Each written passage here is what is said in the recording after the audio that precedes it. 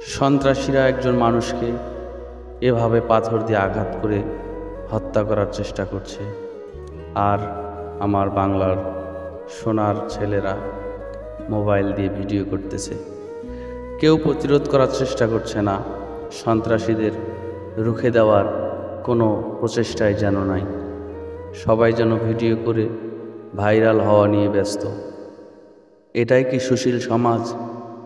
মানবতা আজ কোথায় গিয়ে দাঁড়িয়েছে? ভাই দেখ মানুষটিকে কিভাবে মারতেছে। ভাই আজকে যদি আমরা ওকে যদি না বাধা দিই, আজকে ওরা ওকে মারছে, কালকে আমাদেরকে মারবে। তাই আমাদের এখন ওদের কোনো কিছু একটা প্রতিবাদ করতেই হবে। সবাই মিলে ওকে ধরবো আজকে, আসলে ধরে না